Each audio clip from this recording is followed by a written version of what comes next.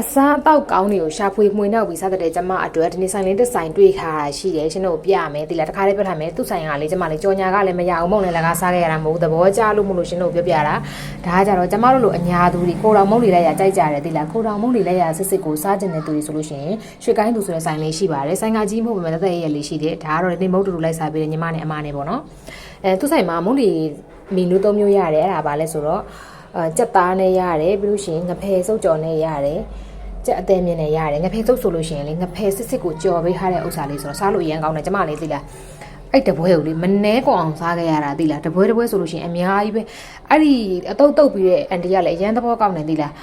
အတုတ်ပြီးတော့တပွဲပေါ်လာချပြီးဆိုကြရတဲ့ကျမလေးစားလိုက်တာသိလား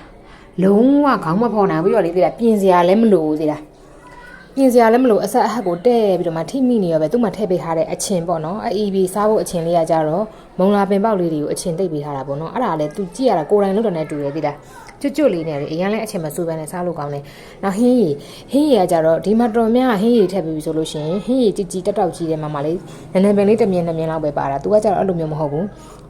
ကြက်ရိုးပြုတ်ရည်ပေါ့နော်ကြက်ရိုးပြုတ်ရည်လေးထည့်ပေးထားတာအရန်တောက်လို့ကောင်းတယ်ဒီလားအရသာလည်းတော်တော်လေးရှိတယ်တပွဲဆိုလဲဒီအများကြီးစားရတယ်ကွာဒီလားဘိုက်တော်တော်လေးဝရတယ်ဒီလားအဲ့နေ့ကဆိုရင်နေခင်းဆိုသွားစားလာခဲ့တယ်ကွာနေ့လည်စားတော့အိမ်မှာပြန်မစားနိုင်ဘူးသေးလားအဲ့လိုမျိုးတော်တော်လေးစားလို့ကောင်းတယ်ဆိုင်လေးကဘယ်နှမှာရှိရလဲဆိုတော့လှိုင်းသားရမီးကွက်စီဗညာတလလမ်းပေါ်မှာရွှေကိုင်းသူဆိုတဲ့ဆိုင်လေးပါရှင်ဆိုင်ပုတ်လေးချိတ်ထားတယ်ပေါ့နော်မနက်ခင်းဘက်တွေမှာဘာစားလို့စားမှမသိဘူးဆိုတဲ့သူတွေဆိုရင်အဲ့ဒီဟာလေးစားလို့ရတယ်နေ့လည်ခင်းဘက်တွေမှာလည်း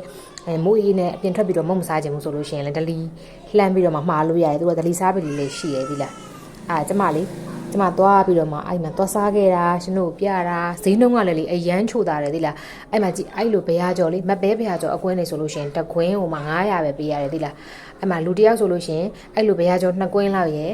ခုနကတော့လို့မုံတီတုတ်တပွဲလောက်ရယ်ဆိုရင်မလီပလက်တွေကိုလမ်းဘိုက်တွေကိုတင်ကားနေရပဲစားလို့ကောင်းမှကောင်းသိလားအဆက်ဟက်ကိုတဲ့နေရောအဲ့မှာ3ယောက်တဝတပြေစားလာတာဟိုမှာလေသိလားဈေးနှုန်းလေးကဘယ်လောက်ကျလာလဲသိလား1000အထိပဲကျတယ်အကျော်တွေရောစားလာတာကွယ်ဈေးကိုချိုးနေရော